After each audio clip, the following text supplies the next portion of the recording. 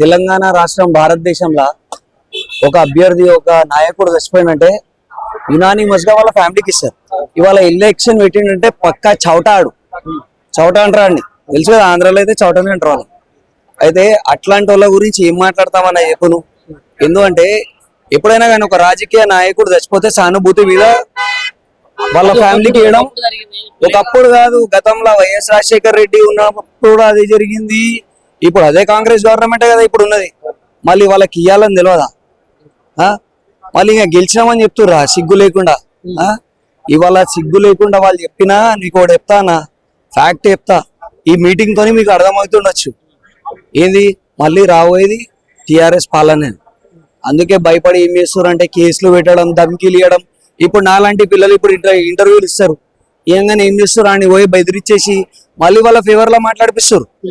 ఇట్లాంటివి జరుగుతున్నాయి అంటే స్టార్ట్ అయిపోయినట్లనే కదా ఇప్పుడే. అంటే దీన్ని బట్టి అర్థం ఏమైతుంది, మాగంటి సునీత గారు గెలుపు తథ్యం.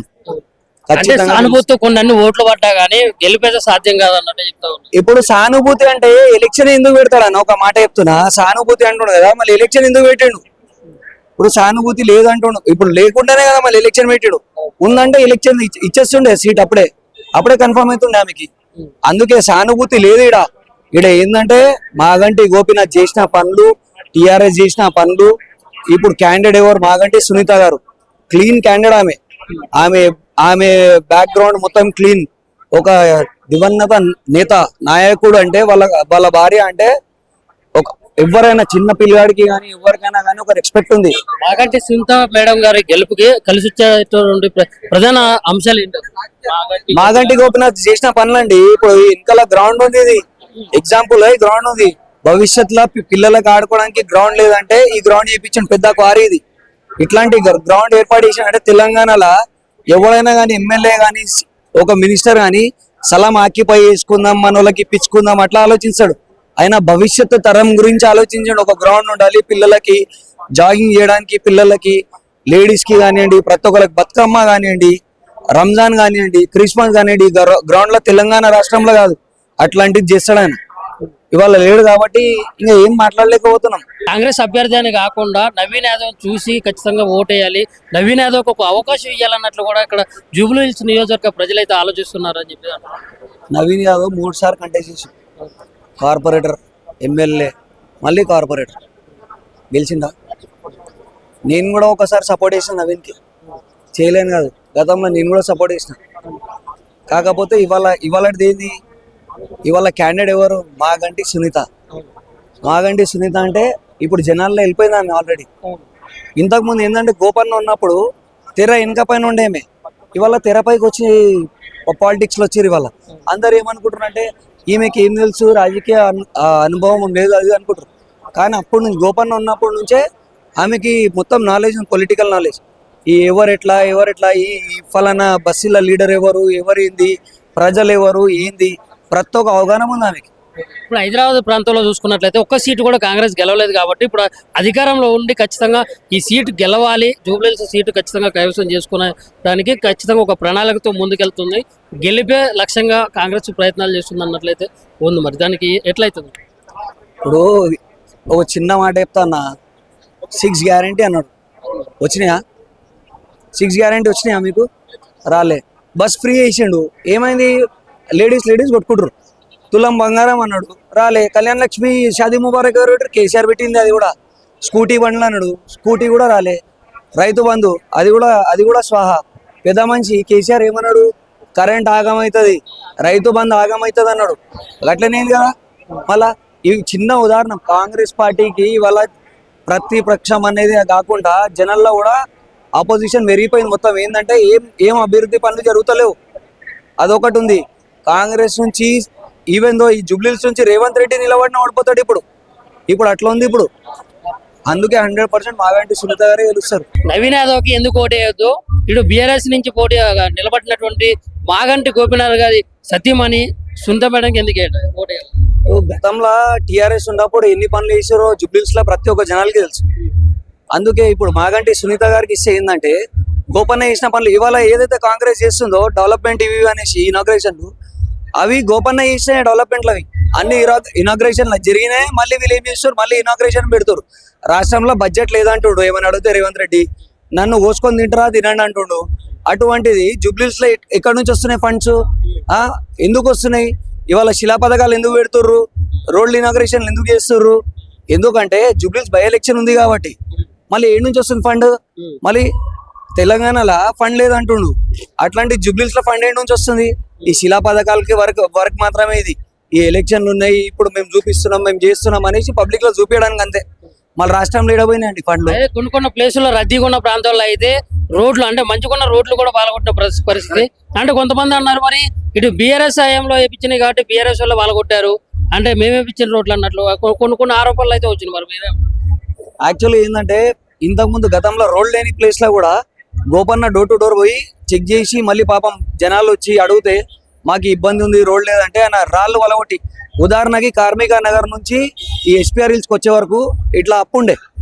అట్లాంటిది అప్పుని జేసీబీలు పెట్టి తవ్వి పెద్ద పైప్ లైన్ వేసిండు, పెద్ద drainage pipe line, sewerage pipe line వేయించిన తర్వాత పెద్ద రోడ్ వేసిండు. అది వేసిండు కాబట్టి ఇప్పుడు అందరికి ఏమైపోయిందంటే అరే ఫ్యూచర్లో అంటే గతంలో వచ్చిన వాళ్ళకి ఇప్పుడు చూసారు ఇది కార్మిక నగరేనా, ఎస్పీఆర్ హిల్స్ ఏరియానేనా, జూబ్లీస్ లాగా అయిపోయింది రాబాయ్. అట్లా అభివృద్ధి చేసిండు అని మానవాడు. అంటే ప్రధానంగా చూసుకున్నట్లయితే చాలా సమస్యలు ఉంటాయి అయితే జరిగింది. అంటే ప్రధానంగా అంటే పబ్లిక్ ఇబ్బంది కలిగేది డ్రైనేజీ కానీ ఇట్లా చాలా ప్రధాన సమస్యలు అయితే ఉన్నాయి. మరి వాటి ఇంతకుముందు కూడా అట్లనే ఉన్నాయి, ఇప్పుడు కూడా అట్లనే ఉన్నాయి. మరి ఆ సమస్యల పరిష్కారం ఎప్పుడు? మరి ఇప్పుడు కాంగ్రెస్ అధికారంలో ఉంది కాబట్టి ఈ సమస్యలకి పరిష్కారం మరి కాంగ్రెస్ ని గెలిపిస్తేనే వచ్చే అవకాశం ఉంది అని చెప్పేసి మాట్లాడుతుంది. ఇప్పుడు ఇచ్చే 6 గ్యారెంటీలు చెప్పిండు రేవంత్ రెడ్డి, 6 గ్యారెంటీలే నిలదీర్చుకోలేకపోయిండు. మళ్ళీ ఇది ఎక్కడి నుంచి చేస్తాడండి మీరు చెప్పండి మీరే. ఇప్పుడు 6 గ్యారెంటీలు ఏమి వేసాడు? బస్ ఫ్రీ వేసాడు, లేడీస్ కొట్టుకుంటారు, లేడీస్ కొట్టుకుంటారు. మళ్ళీ రైతు బంధు పోయింది, కరెంట్ ఫ్రీ అన్నాడు, కరెంట్ పోయింది, గ్యాస్ అన్నాడు, స్కూటీ బండి అన్నాడు, ఇవన్నీ చేయనాడు. ఇప్పుడు ఎక్కడి నుంచి చేస్తాడు ఈ అభివృద్ధి? మీరు చెప్పండి, మీరే చెప్పాలి. అభివృద్ధి చేయగలుగుతాడా? ఆ 6 గ్యారెంటీ చేయలేకపోయినాడు. ఇవాళ డెవలప్ ఎట్లా చేస్తాడు? మూటలు ఈడు ఢిల్లీకి తీసుకుపోతారు గల్లీ పార్టీ, టీఆర్ఎస్ పార్టీ. అందుకే డెవలప్మెంట్ అనేది ఆపేసిరిట. జూబ్లీస్ బై ఎలక్షన్ కాబట్టి ఇవాళ ఇక్కడ శిలాపలకాలు అవి పెట్టి మేము చేస్తున్నాం, మేము చేపించినాం, ఇప్పుడు ఈ పనులు చేస్తున్నాం అది అంటారు. మళ్ళా చిన్న ఉదాహరణ మీరే ఆలోచించండి. అయితే ఇప్పుడు మరి బీఆర్ఎస్ అధికారంలో లేదు, ఓటేసినా కానీ ఉపయోగం లేదు. అది ఇప్పుడు కాంగ్రెస్ అధికారంలో ఉంది కాబట్టి కాంగ్రెస్ నుంచి నవీన్ యాదవ్ని గెలిపించినట్లయితే ఏమన్నా ప్రయోజనాలు ఉంటాయి ఏమన్నట్లు కూడా ఆలోచనలో ఉన్నారు. సరే సీఎం ఇప్పుడు వాళ్ళు రూలింగ్ లో ఉన్నారు. ఇప్పుడు మా ఎమ్మెల్యే గెలుస్తారు, సునీతమ్మని గెలిపించుకున్నాక ఏం చేస్తాం? ఆడ నుంచి ఫండ్ రాకపోతే కలెక్టర్ దగ్గర పోతాం, ఫర్దర్ ఇంకా పైకి పోతాం, చేపించుకుంటాం. ఆ సత్తా ఉంది, ధర్నాలు చేస్తాం. ఉద్యమం పార్టీ కదా, ధర్నాలు చేసి చేసుకుంటాం. 7 దేవాలో తలలోంచి మరీ చేపిస్తాం పనులు. ఆ సత్తా ఉంది. అది రూలింగ్ లో ఎవరున్నా కానీ చేపించుకోగలిగే సత్తా ఉంది. ఇవాళ మా మీద ఎన్నో కేసులు వేసిర్రు, ప్రతిపక్షంలో ఉన్నాం కాబట్టి. అయినా మేము పార్టీలో నిలబడి ఉన్నాం. ఇవాళ తెలంగాణ రాష్ట్రం భారతదేశంలో ఒక అభ్యర్థి, ఒక నాయకుడు చచ్చిపోయిందంటే యునానిమస్ గా వాళ్ళ ఫ్యామిలీకి ఇస్తారు. ఇవాళ ఎలక్షన్ పెట్టిండంటే పక్కా చౌటా అంటారా అండి, తెలుసు కదా, ఆంధ్రాలో అయితే చౌటనే అంటారు వాళ్ళు. అయితే అట్లాంటి వాళ్ళ గురించి ఏం మాట్లాడతామన్నా చెప్పును. ఎందుకంటే ఎప్పుడైనా కానీ ఒక రాజకీయ నాయకుడు చచ్చిపోతే సానుభూతి మీద వాళ్ళ ఫ్యామిలీకి ఇవ్వడం ఒకప్పుడు కాదు, గతంలో వైఎస్ రాజశేఖర్ రెడ్డి ఉన్నప్పుడు అది జరిగింది. ఇప్పుడు అదే కాంగ్రెస్ గవర్నమెంటే కదా ఇప్పుడు ఉన్నది. మళ్ళీ వాళ్ళకి ఇవ్వాలని తెలియదా? మళ్ళీ ఇంకా గెలిచినామని చెప్తుర్రా సిగ్గు లేకుండా. ఇవాళ సిగ్గు లేకుండా వాళ్ళు చెప్పినా నీకు ఒకటి చెప్తానా, ఫ్యాక్ట్ చెప్తా. ఈ మీటింగ్ తోని మీకు అర్థమవుతుండొచ్చు ఏంది మళ్ళీ రాబోయేది టిఆర్ఎస్ పాలన. అందుకే భయపడి ఏం చేస్తారంటే కేసులు పెట్టడం, ధమ్కీలు ఇవ్వడం. ఇప్పుడు నాలాంటి పిల్లలు ఇప్పుడు ఇంటర్వ్యూలు ఇస్తారు, ఏంగానే ఏం చేస్తారు అని పోయి బెదిరించేసి మళ్ళీ వాళ్ళ ఫేవర్ లో మాట్లాడిపిస్తారు. ఇట్లాంటివి జరుగుతున్నాయి. అంటే స్టార్ట్ అయిపోయినట్లనే కదా ఇప్పుడే. అంటే దీన్ని బట్టి అర్థం ఏమైతుంది? మాగంటి సునీత గారు గెలుపు తథ్యం. సానుభూతి కొన్ని ఓట్లు పడ్డా గానీ గెలిపేదే సాధ్యం కాదన్నట్టు చెప్తా ఉన్నా. ఇప్పుడు సానుభూతి అంటే ఎలక్షన్ ఎందుకు పెడతాడన్న ఒక మాట చెప్తున్నా. సానుభూతి అంటుండు కదా, మళ్ళీ ఎలక్షన్ ఎందుకు పెట్టిండు? ఇప్పుడు సానుభూతి లేదంటుండు, ఇప్పుడు లేకుండానే కదా మళ్ళీ ఎలక్షన్ పెట్టాడు. ఉందంటే ఎలక్షన్ ఇచ్చేస్తుండే సీట్ అప్పుడే కన్ఫర్మ్ అవుతుండే ఆమెకి. అందుకే సానుభూతి లేదు ఈడ ఏంటంటే మాగంటి గోపీనాథ్ చేసిన పనులు, టిఆర్ఎస్ చేసిన పనులు. ఇప్పుడు క్యాండిడేట్ ఎవరు? మాగంటి సునీత గారు. క్లీన్ క్యాండిడేట్ ఆమె బ్యాక్గ్రౌండ్ మొత్తం క్లీన్. ఒక దివంగత నేత నాయకుడు అంటే వాళ్ళ భార్య అంటే ఒక ఎవరైనా చిన్న పిల్లగాడికి కానీ ఎవరికైనా కానీ ఒక రెస్పెక్ట్ ఉంది. మాగంటి సునీత మేడం గారి గెలుపుకి కలిసి వచ్చేటువంటి ప్రధాన అంశాలు ఏంటి? మాగంటి గోపినాథ్ చేసిన పనులండి. ఇప్పుడు వెనకాల గ్రౌండ్ ఉంది, ఇది ఎగ్జాంపుల్ గ్రౌండ్ ఉంది. భవిష్యత్తులో పిల్లలకు ఆడుకోవడానికి గ్రౌండ్ లేదంటే ఈ గ్రౌండ్ చేయించిన పెద్ద క్వారీ ఇది. ఇట్లాంటి గ్రౌండ్ ఏర్పాటు చేసిన అంటే తెలంగాణలో ఎవరైనా కానీ ఎమ్మెల్యే కానీ ఒక మినిస్టర్ కానీ స్థలం ఆక్యుపై చేసుకుందాం, మన వాళ్ళకి ఇప్పించుకుందాం అట్లా ఆలోచిస్తాడు. అయినా భవిష్యత్తు తరం గురించి ఆలోచించండి. ఒక గ్రౌండ్ ఉండాలి పిల్లలకి, జాగింగ్ చేయడానికి, పిల్లలకి, లేడీస్ కి కానివ్వండి, ప్రతి ఒక్కరికి బతుకమ్మ కానివ్వండి, రంజాన్ కానివ్వండి, క్రిస్మస్ కానివ్వండి, గ్రౌండ్ లో తెలంగాణ రాష్ట్రంలో కాదు అట్లాంటిది చేస్తాడు ఆయన. ఇవాళ లేడు కాబట్టి ఇంకా ఏం మాట్లాడలేకపోతున్నాం. కాంగ్రెస్ అభ్యర్థి అని కాకుండా నవీన్ యాదవ్ చూసి ఖచ్చితంగా ఓటేయాలి, నవీన్ యాదవ్కి ఒక అవకాశం ఇవ్వాలన్నట్లు కూడా ఇక్కడ జూబ్లీహిల్స్ నియోజకవర్గ ప్రజలైతే ఆలోచిస్తున్నారు అని చెప్పి. నవీన్ యాదవ్ 3 సార్లు కంటెస్ట్ చేసి కార్పొరేటర్, ఎమ్మెల్యే, మళ్ళీ కార్పొరేటర్ గెలిచిందా? నేను కూడా ఒకసారి సపోర్ట్ చేసిన నవీన్కి, చేయలేను కాదు, గతంలో నేను కూడా సపోర్ట్ చేసిన. కాకపోతే ఇవాళది ఏంది, ఇవాళ క్యాండిడేట్ ఎవరు? మాగంటి సునీత. మాగంటి సునీత అంటే ఇప్పుడు జనాల్లో వెళ్ళిపోయింది ఆమె ఆల్రెడీ. ఇంతకుముందు ఏంటంటే గోపన్న ఉన్నప్పుడు తెర వెనక పైన ఉండేమే, ఇవాళ తెరపైకి వచ్చి పాలిటిక్స్లో వచ్చారు. ఇవాళ అందరు ఏమనుకుంటారు అంటే ఈమెకి ఏం తెలుసు, రాజకీయ అనుభవం లేదు అది అనుకుంటారు. కానీ అప్పుడు నుంచి గోపన్న ఉన్నప్పటి నుంచే ఆమెకి మొత్తం నాలెడ్జ్, పొలిటికల్ నాలెడ్జ్. ఈ ఎవరెట్లా ఈ ఫలానా బస్సుల లీడర్ ఎవరు, ఎవరేంది, ప్రజలు ఎవరు, ఏంది, ప్రతి ఒక్క అవగాహన ఉంది ఆమెకి. ఇప్పుడు హైదరాబాద్ ప్రాంతంలో చూసుకున్నట్లయితే ఒక్క సీటు కూడా కాంగ్రెస్ గెలవలేదు కాబట్టి ఇప్పుడు అధికారంలో ఉండి ఖచ్చితంగా ఈ సీటు గెలవాలి, జూబ్లీహిల్స్ సీటు ఖచ్చితంగా కైవసం చేసుకునే దానికి ఖచ్చితంగా ఒక ప్రణాళికతో ముందుకెళ్తుంది. గెలిపే లక్ష్యంగా కాంగ్రెస్ ప్రయత్నాలు చేస్తుంది అన్నట్లయితే ఉంది. మరి దానికి ఎట్లయితుంది? ఇప్పుడు ఒక చిన్న మాట చెప్తా అన్న, 6 గ్యారంటీ అన్నాడు, వచ్చినాయా? 6 గ్యారంటీ వచ్చినాయా మీకు? రాలే. బస్ ఫ్రీ చేసిండు, ఏమైంది? లేడీస్ కొట్టుకుంటారు.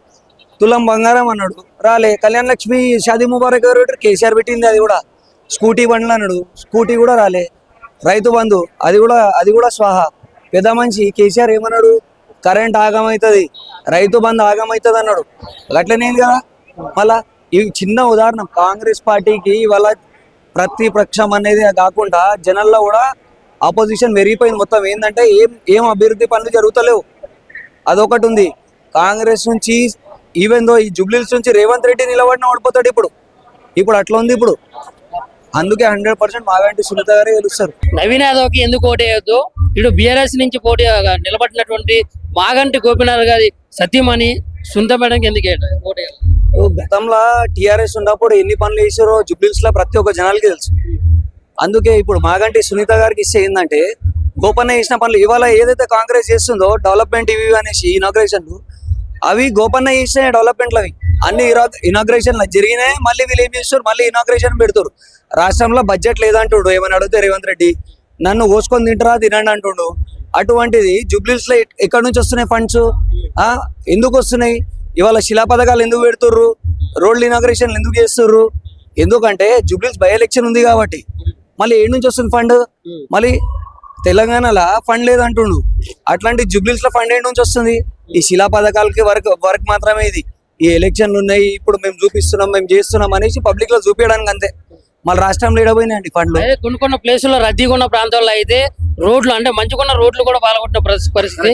అంటే కొంతమంది అన్నారు మరి ఇటు బీఆర్ఎస్ హయాంలో వేయించినాయి కాబట్టి బీఆర్ఎస్ వాళ్ళు పాల్గొట్టారు అంటే మేమే ఇచ్చిన రోడ్లు అన్నట్లు కొన్ని ఆరోపణలు అయితే వచ్చినాయి. మరి మీరే యాక్చువల్లీ ఏంటంటే ఇంతకుముందు గతంలో రోడ్ లేని ప్లేస్ లో కూడా గోపన్న డోర్ టు డోర్ పోయి చెక్ చేసి మళ్ళీ పాపం జనాలు వచ్చి అడిగితే మాకు ఇబ్బంది ఉంది, రోడ్ లేదంటే ఆయన రాళ్ళు వలగొట్టి, ఉదాహరణకి కార్మిక నగర్ నుంచి ఈ ఎస్పీఆర్ హిల్స్కి వచ్చే వరకు ఇట్లా అప్పు ఉండే, అట్లాంటిది అప్పుని జేసీబీలు పెట్టి తవ్వి పెద్ద పైప్ లైన్ వేసిండు, పెద్ద drainage pipe line, sewerage pipe line వేయించిన తర్వాత పెద్ద రోడ్ వేసిండు. అది వేసిండు కాబట్టి ఇప్పుడు అందరికి ఏమైపోయిందంటే అరే ఫ్యూచర్లో అంటే గతంలో వచ్చిన వాళ్ళకి ఇప్పుడు చూసారు ఇది కార్మిక నగరేనా, ఎస్పీఆర్ హిల్స్ ఏరియానేనా, జూబ్లీహిల్స్ లాగా అయిపోయింది రాబాయ్. అట్లా అభివృద్ధి చేసిండు అని మానవాడు. అంటే ప్రధానంగా చూసుకున్నట్లయితే చాలా సమస్యలు ఉంటాయి జరిగింది. అంటే ప్రధానంగా అంటే పబ్లిక్ ఇబ్బంది కలిగేది డ్రైనేజీ కానీ ఇట్లా చాలా ప్రధాన సమస్యలు అయితే ఉన్నాయి. మరి వాటి ఇంతకుముందు కూడా అట్లనే ఉన్నాయి, ఇప్పుడు కూడా అట్లనే ఉన్నాయి. ఆ సమస్యల పరిష్కారం ఎప్పుడు? మరి ఇప్పుడు కాంగ్రెస్ అధికారంలో ఉంది కాబట్టి ఈ సమస్యలకి పరిష్కారం మరి కాంగ్రెస్ ని గెలిపిస్తేనే వచ్చే అవకాశం ఉంది అని చెప్పేసి మాట్లాడుతారు. ఇప్పుడు ఇచ్చే 6 గ్యారెంటీలు చెప్పిండు రేవంత్ రెడ్డి, 6 గ్యారెంటీలే నిలదీర్చుకోలేకపోయిండు. మళ్ళీ ఇది ఎక్కడి నుంచి చేస్తాడండి మీరు చెప్పండి మీరే. ఇప్పుడు 6 గ్యారెంటీలు ఏమి వేసిండు? బస్ ఫ్రీ వేసాడు, లేడీస్ కొట్టుకుంటారు, లేడీస్ కొట్టుకుంటారు. మళ్ళీ రైతు బంధు పోయింది, కరెంట్ ఫ్రీ అన్నాడు, కరెంట్ పోయింది, గ్యాస్ అన్నాడు, స్కూటీ బండి అన్నాడు, ఇవన్నీ చేయనాడు. ఇప్పుడు ఎక్కడి నుంచి చేస్తాడు ఈ అభివృద్ధి మీరు చెప్పండి, మీరే చెప్పాలి. అభివృద్ధి చేయగలుగుతాడా? ఆ 6 గ్యారెంటీ చేయలేకపోయినాడు, ఇవాళ డెవలప్ ఎట్లా చేస్తాడు? మూటలు మూటలు ఈడు ఢిల్లీకి తీసుకుపోతారు, గల్లీ పార్టీ టీఆర్ఎస్ పార్టీ. అందుకే డెవలప్మెంట్ అనేది ఆపేసిరిట. జూబ్లీస్ బై ఎలక్షన్ కాబట్టి ఇవాళ ఇక్కడ శిలాపలకాలు అవి పెట్టి మేము చేస్తున్నాం, మేము చేపించినాం, ఇప్పుడు ఈ పనులు చేస్తున్నాం అది ఇది అంటారు. మళ్ళా చిన్న ఉదాహరణ మీరే ఆలోచించండి. అయితే ఇప్పుడు మరి బీఆర్ఎస్ అధికారంలో లేదు, ఓటేసినా కానీ ఉపయోగం లేదు. అది ఇప్పుడు కాంగ్రెస్ అధికారంలో ఉంది కాబట్టి కాంగ్రెస్ నుంచి నవీన్ యాదవ్ గెలిపించినట్లయితే ఏమన్నా ప్రయోజనాలు ఉంటాయి అన్నట్లు కూడా ఆలోచనలో ఉన్నారు. సరే సీఎం ఇప్పుడు వాళ్ళు రూలింగ్ లో ఉన్నారు. ఇప్పుడు మా ఎమ్మెల్యే గెలుస్తారు, సునీతమ్మని గెలిపించుకుంటాం. గెలిపించుకున్నాక ఏం చేస్తాం? ఆయన నుంచి ఫండ్ రాకపోతే కలెక్టర్ దగ్గర పోతాం, ఫర్దర్ ఇంకా పైకి పోతాం, చేపించుకుంటాం. ఆ సత్తా ఉంది, ధర్నాలు చేస్తాం. ఉద్యమం పార్టీ కదా, ధర్నాలు చేసి చేసుకుంటాం.